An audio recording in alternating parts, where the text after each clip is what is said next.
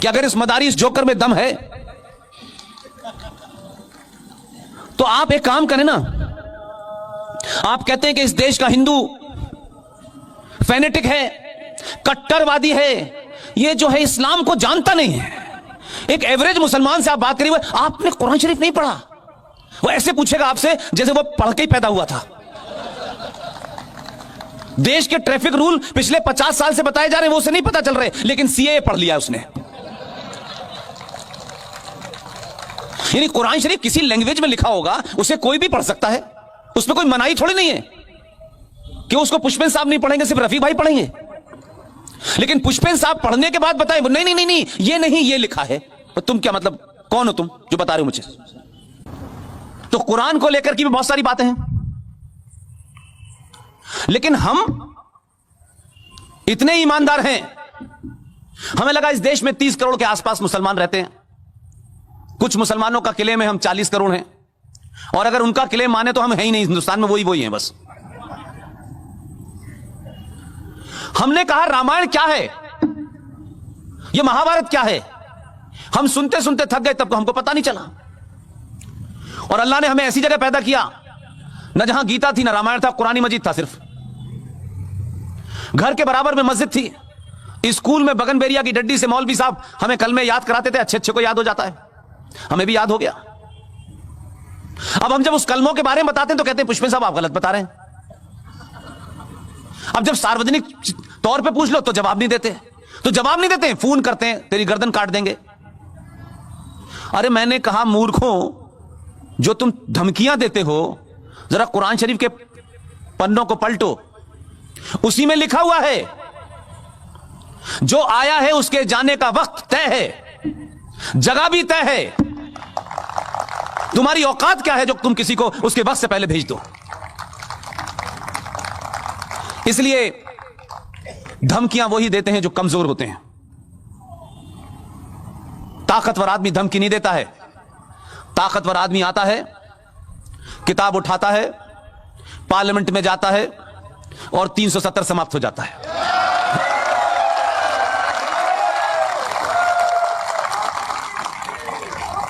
इसलिए यह जरूरी नहीं है कि जो धमकियां दे रहा हो वो बहुत ताकतवर होता है। हमने बड़ी धमकियां देखी। जो लोग निजाम मुस्तफा बचाना चाहते थे कश्मीर में, अल्लाह की हुकूमत बसाना चाहते थे, हमारे आजादी के आसपास के बौने नेताओं ने किन कारण से 370 दी मुझे नहीं पता, किन कारणों से 14 मई 1954 को 35 दी, किन किन के सामने और किन ब्लैकमेलिंग की वजह से उन्होंने दी मुझे नहीं पता। लेकिन मेरे दौर में मुझे यह पता है कि मुख्यमंत्री ने भी मुझे धमकी दी, पूरे राष्ट्र को देने लगी वो धमकी, और उन्होंने कहा 35 से जो छेड़छाड़ करेगा ये समझ ले कि जम्मू कश्मीर में फिर तिरंगे को उठाने वाला नहीं मिलेगा। एक मुख्यमंत्री शपथ लेकर के भारत के संविधान की यह हिम्मत करती है कि वो धमकी देती है। सिटिंग चीफ मिनिस्टर, उस पर देशद्रोह का मुकदमा चलना चाहिए था, लेकिन सरकारें और समाज ने खामोशी इख्तियार की, इसलिए उसको लगा कुछ और बोलो। कुछ लोगों ने नजरअंदाज कर दिया, उसने दूसरा बयान दिया मुख्यमंत्री होते हुए। अगर इस पे फैसला आ गया, जबकि 35 की सुनवाई भारत की सुप्रीम कोर्ट में चल रही थी, यह विश्व हिंदू परिषद के ऑफिस में नहीं चल रही थी, सुप्रीम कोर्ट में सुनवाई चल रही थी। वो जजे को चैलेंज कर रही थी, इस देश की न्यायपालिका को चैलेंज कर रही थी। वो न्यायपालिका जो कंटेम्प्ट ऑफ कोर्ट करती है, किसी गरीब को पकड़ के खड़ा कर देती है। हिम्मत नहीं हुई उनकी कहने की। उसने कहा अगर आया तो हम हिंदुस्तान के 1947 जैसे हालात कर देंगे। बहुत लोगों को बुरा लगा। मैंने कहा आपको करने की जरूरत नहीं है, हमने जो आदमी भेजा है वो 1947 से हिसाब लेना शुरू करेगा।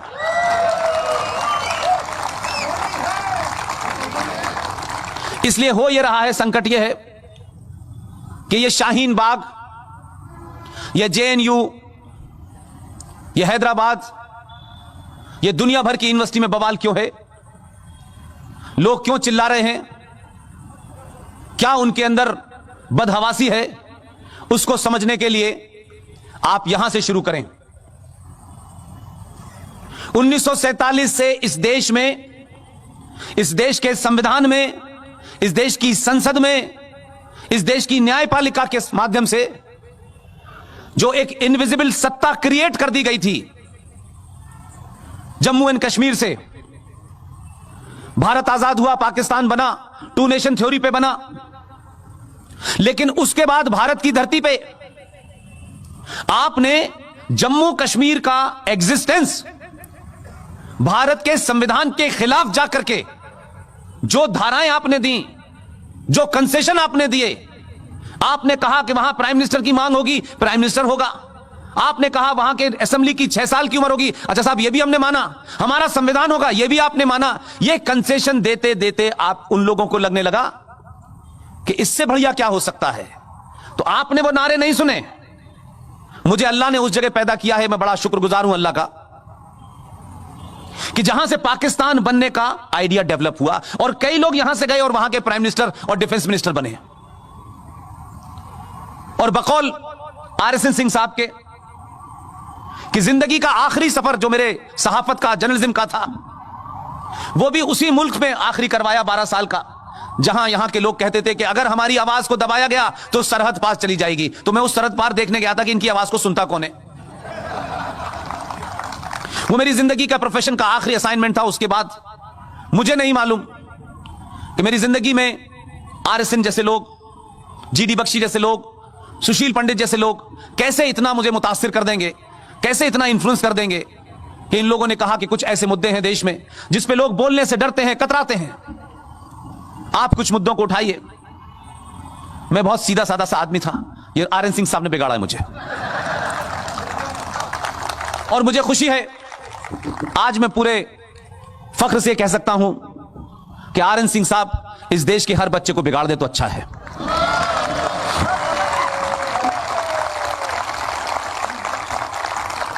इसलिए मेरा मानना है कि 70 सालों में जो इनविजिबल सत्ता पैदा हो गई थी, हमारे देश की सरकारों ने जो भी कुछ किया, उससे वो ताकतें जिन नारों को बचपन में मैं सुनता था और पूरे हिंदुस्तान से मेरा कोई कनेक्ट नहीं था, मैं वहीं पैदा हुआ, वहीं मेरी स्कूलिंग हुई, वहीं मेरा पोस्ट ग्रेजुएशन हुआ। इस दौर में मुझे लगा कि हिंदुस्तान कुछ और है, ये कुछ और है। और उस वक्त एक नारा लगता था जो मेरे जहन में आज तक बैठा हुआ है, और मैं इस बात से खुश हूं कि उस नारा सुनने वाला भी मैं ही हूं और उसको समाप्त होते हुए मैं ही देख रहा हूं। उस वक्त कहा जाता था, लड़के लिया है पाकिस्तान, हंस हंस है कि लेंगे हिंदुस्तान। आज मुझे लगता है कि वो नारा देने वाले लोग कितने तेज और शातिर थे। ये जो हंस हंस के लेने वाली बात है, उसी में कश्मीर है, उसी में केरला है, उसी में कैराना है, उसी में करीमगंज है, उसी में कर्नाटका है, और पूरे देश में 500 कश्मीर बन चुके हैं इस सेकुलरिज्म की आड़ में जो इस देश में हुआ। आपकी इग्नोरेंस ने और आपके सिर्फ अपने जाती इंटरेस्ट के कारण यह देश आज, आपको लगता होगा आपकी सेना है, आपकी पुलिस है, आपकी जुडिशरी है और आप मेजॉरिटी में हैं, लेकिन 70 साल में आप में सच बोलने की हिम्मत नहीं थी। आपको इतना सप्रेस कर दिया गया था, आपको अपने होने का बोध ही नहीं था, जिसका जिक्र सिंह साहब ने कहा। आज भी हमारे यहां लोग हैं, 4 महीने का बिल, बिजली का बिल, पानी का बिल अगर 100 रुपए आ गया है तो हम सत्ता दे देते हैं उसको।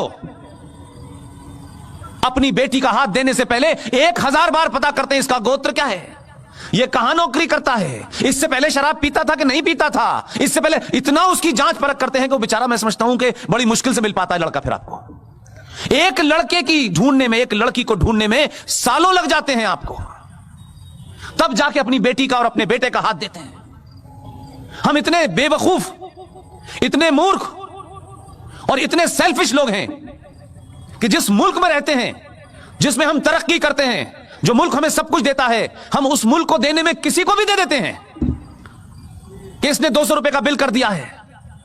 हम ऐसे मूर्ख लोग हैं कि प्याज अगर 10 रुपए महंगी हो गई तो उस पर सरकार गिरा देते हैं।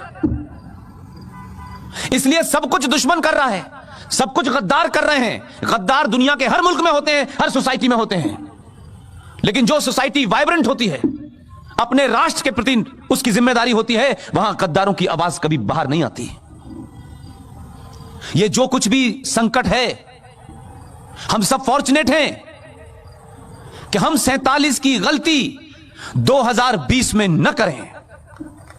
सब कुछ हमारे हाथ में है, आपके हाथ से कुछ भी दूर नहीं है। कम से कम सच बोलिए, अपने पे भरोसा रखिए, और बहुत ज्यादा मटेरियलिस्टिक होने की जरूरत नहीं है। हम सब कहते हैं जो आया है वो जाएगा, जाके तुम लेके क्या जाओगे अपने साथ, ये बताओ। जो छोड़ के जाओगे, जिस बच्चे को आपने मिनरल का पानी पिलाया है, धूप से बचाया है, अच्छी हवा मिले उसका इंतजाम किया है, उस बच्चे को इन जिहादियों के हाथों छोड़ के जा रहे हैं, इसकी तरफ चिंता की कभी आपने? यह कैसा मुल्क आप छोड़ के जाना चाहते हैं? अगर उस बच्चे में पुरुषार्थ होगा तो वो अपने लिए कई बड़ी गाड़ियां खरीद लेगा, कई बड़े मकान बना लेगा, लेकिन अगर राष्ट्र नहीं सेवित होगा तो वो कहां जाएगा? अलग अलग जगह रहेगा।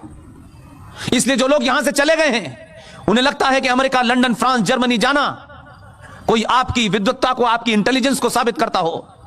तो मैं बार बार उनसे भी कहता हूं, वहां रह रहे हो, तुम्हारी इज्जत इसलिए है कि भारत मौजूद है। यह भारत कमजोर होगा तो कोई तुम्हारी इज्जत नहीं करेगा। पैसा बहुत लोग कमाते हैं, इज्जत बड़े कम लोगों को मिलती है। इसलिए कोई आपके ऊपर कीचड़ उछाले तो यह कह के चुप मत हो जाइएगा कि उछालने दो। यह कहने के कारण लोग आज आपके घर में घुस गए हैं। यह कहने के कारण लोग हमारे फेथ, हम जिस उपासना के लोग हैं, हम जिस पूजा पद्धति को मानते हैं, जो हमारे आराध्य हैं, उन सब के ऊपर भी कीचड़ उछलती रहती है और हम कुछ बोलते नहीं हैं।